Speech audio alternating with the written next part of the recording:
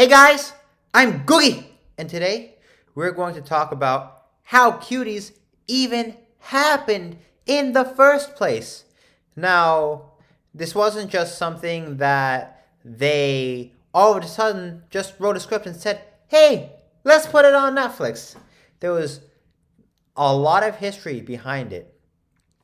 In this video, we're going to talk about the history of some of the people at the Sundance Festival. We're going to talk about some of Netflix history and etc. And when I mean history, I'm not talking about like what you hear in U.S. history, like how Netflix first got started. I'm talking about history of sexuality, molestations, and pedophilia. So, first of all, let me thank Organically Powered Life for recommending this article, which talks about Cuties a lot and talks about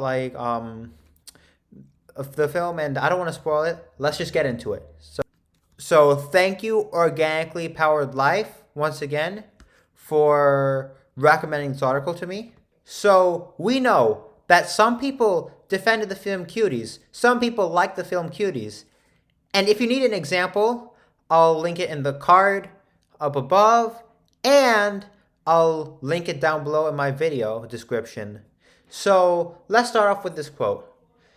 This should be universally accepted stance regarding the issue. Until recently, only the most desperate and depraved fringe voices offer forth defense or promotion of foul conduct involving minors. So yeah, imagine how weak and how desperate you have to be, how little moral senses you have to actually be defending this film, which is, well, form of child pornography to say the least. And come on, dude, the type of plot they had for this film was just cheap. Now, the film Cuties is bringing awareness to a lot of the issues that have been going on in Hollywood for a while, but they have built up. These issues have built up to the film Cuties being produced. For example, did you know that Disney has hired multiple, I mean more than one, not just two, but multiple child molesters or people who were child molesters in the past? And here, I just searched Disney hired pedo, right? And there are plenty of articles discussing Disney and having pedophiles there. They hired convicted pedophiles. And guys, this is just one example. So this in and of itself is no accident. Imagine how tough it is for former drug addicts or recovering drug addicts to find a job. And, oh, come on. Don't tell me that they didn't do background checks.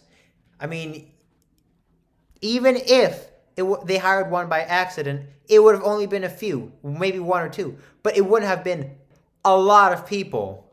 And how many apologies can they really issue saying, oh yeah, I'm sorry this, sorry that, sorry. But nothing changes. It just gets worse and worse, the issue we are facing right now. And guys, now my next point is going to be on the filmmakers or the directors and people who worked on the film Cuties. I'm not talking about the child actors themselves, but I'm talking more on a director level. They were all messed up as well, and they had like one thing in common, that they explored stuff like sexuality, child sexuality, race, and other sensitive issues in order to make content or even make this film on Netflix. For example, we have the Cuties director, Momoa Decor, who I can't even pronounce her name. But yeah, a lot of these directors have had their own issues too. Not justifying the film Cuties, obviously, but just saying that they had a bunch of issues and like they were kind of messed up as well. So the director of Cuties, when she was 20, she was hired by an older white couple as a domestic worker who then becomes the victim of the husband's sexual advances. So imagine, so okay, so what happened here is that she was hired by a couple, but well, it seems like the husband couldn't keep his hands to himself or wanted an affair. But regardless, this is sexual harassment. There's this another thing that happened where Dookie then claims to have written the script for Cuties in early 2017, described as the personal allegation and representation of taking her life experience as a refugee girl into account. It's unclear whether what life experiences would she entail that she lived it, being born and raised in France. Wait, was she born and raised in France or was she a refugee? Wait, but so this sentence here kind of does not make sense. And that is something that the author is questioning, like the legit if the sentence itself is legitimate. As I've said, she did have a history of exploring sensitive themes such as race, class, and coming of age to an extreme degree. But yeah, many of the other producers who worked on this film had the same issue, if not same. I say they had similar issues. Here we have SDZ, the problematic history of controversial imagery regarding Muslims and young children has resulted in accusations of producing exploitative and outright pedophilic material. And here it seems like she enjoyed a similar trajectory in terms of finding the right backers. Wow, the fact that there are even backers, that itself is a huge problem. This is not just one or two backers I'm talking about here. We're talking about hundreds or even thousands of backers that come together and make films like these happen. Not just Cuties, but Netflix has made some more like offending films, and Cuties was not the first. We're going to go into Netflix film history that built up to Cuties being produced later on in this video. But anyways, let's just talk about some of the other producers and directors here. So yes, and this director, I believe like this producer also like pushing the envelope as far as she can push it. And well, it's needless to say that she has pushed the envelope far enough. Far enough, I'm telling you guys. But yeah, I have said that Netflix is trying to get as much shock value as they can.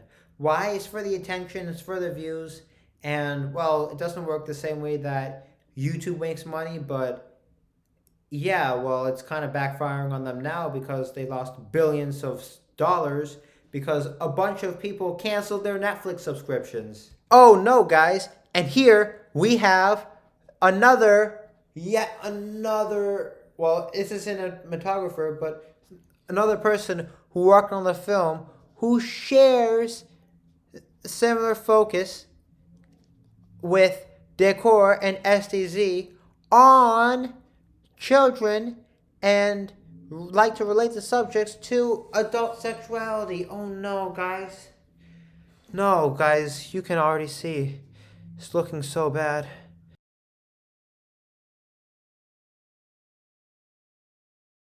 Okay, guys, so I don't think you need me to go through every producer, cinematographer, and etc., but they all share the common theme of liking child sexuality. And, that's one of the ways the film got made. Like, these were, like, 4 or 5 like minds that came together to make this film a reality. So anyways, guys, you can check out the article if you want. I'm going to link it down below in the description so you can read up on it. But yes, guys, now we talk about the subject on a higher level from Netflix itself. So we know here Netflix was founded by Randolph and Hastings. So Mark Randolph's great granduncle apparently seems to have been a drug addict, and he viciously defended child molestation and sexual assault. And the victim here was, well, an enabler and perpetuator of generational in-family child abuse. So, guys, they have a bunch of family issues here, and that is just messed up. So, if Mark Randolph has seen something like this happen so many times just within his family bloodline, just within his family, right? Then it would be obvious that he could care less if it happened to anyone else, or if any producer wanted to make a movie like Cuties. And yeah, guys, I don't know how the Netflix culture is, but this article was talking about here how some Netflix employees may not feel security or latitude necessary to confront what appears full-on pedophilic normalization agenda, but their cowardice is not excused, but it can at least be understood.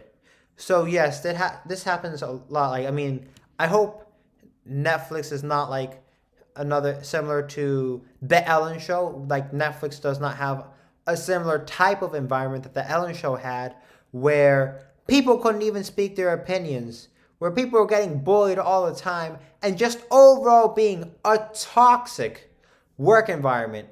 But yeah, I can see how people would be afraid to speak out.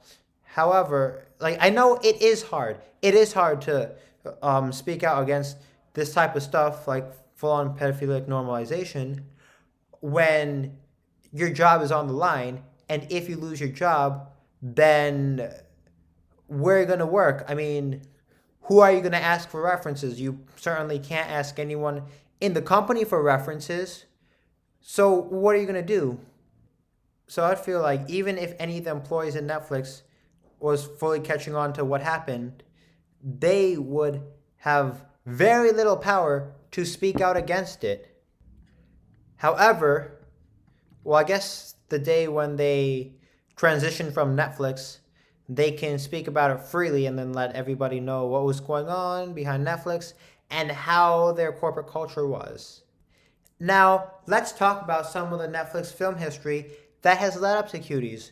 So they were recording a show called Orange is the New Black. I think the episode started in 2013, where Tara Herman, I guess she was one of the actors, had the sexualization of minors on her resume. Now, that might have been an insignificant part of the show that people just let go of, and maybe they were focusing on other parts of the show, but this is where it built up from. Later, Netflix had a show called Slutty Teenage Bounty Hunters. Well, the fact that teenagers are in it, that's a bit of a problem. Netflix has also had another film called Girl, which was actually featuring nudity of a 15-year-old, yet it streamed anyways. And in 2018, they offered the Italian series Baby, which openly promoted child prostitution. Well, okay, guys. We see here that Cuties was not like the first of these types of films that Netflix has produced. I don't know why the other films haven't gotten as much attention, but this is a perfect example of what happens when we all stay silent against something like this. That it gets worse and worse and worse. Sure, maybe the employees wouldn't really have as much power to speak out against it, but as customers who subscribe to Netflix, we do have power to speak up against it. We can cancel our subscription services, or even if Netflix has other shows which we like, which don't have anything to do with child sexuality, then we can boycott the ones that do have something to do with child sexuality. Like, we could have boycotted Baby, we could have boycotted Cuties, and a bunch of these other types of shows and movies to deliver the message to Netflix. So if they are making it, the only thing that is happening is that they are wasting their money because nobody is really watching it, or very few people are watching it to a point where it doesn't make sense to make these types of movies anymore. But here is where it gets worse. Netflix original content library has their animated series, Big Mouth, a program which not only introduces highly concentrated doses of inappropriate material regarding children in the public, it mocks the consequences of such action. Okay, well, the consequences of these types of acts should never be minimized. While the consequences of these types of actions should never be minimized, mocked, or joked about in any way, shape, or form, because the consequences are pretty serious, and it should be widely known that the consequences are pretty serious, and it should be enforced, like that there are consequences for these types of actions. Well, it seems like jail records, criminal records for this types of stuff, it might not be as big of a deal as it should be in the entertainment industry, considering what happened at Disney. And I believe the reason why it is that these shows work, no matter who's working on it or who's making the series, the reason why these shows work is because you watch the show for content. Like, you generally read a synopsis or watch a trailer to see if the show or movie catches your interest. The trailer catches your interest, then you want to watch the movie. You watch the movie, you like the story, and you had an entertaining time, and the last thing on your mind is, who is the director of this movie? Okay, now that I know the director of this movie, did he have criminal records? What was his past like? Has he ever been arrested? Those are the last things that come to your mind. However, this article is good. This article is good because it is bringing awareness to some of the issues that are going on in Hollywood that the media doesn't even talk about. Like, the media doesn't talk about it until it gets extremely serious. But even when they talk about certain instances themselves, they don't show people that these instances, like, they build up upon each other, let alone them showing the incidents getting worse and worse. But yes, this article is saying that pushing dangerous and immoral content towards younger and younger audiences is becoming a pattern for Netflix.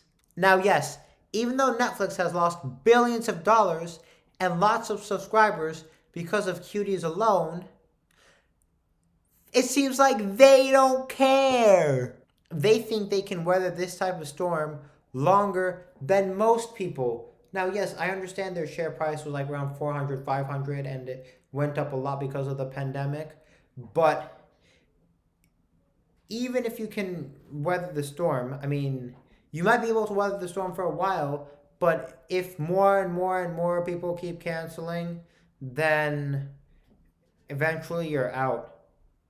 But yes, guys, this in and of itself shows that they don't care about their subscribers. But they're forgetting now, like, since they're a big conglomerate media company, they are forgetting the subscribers are what made them big.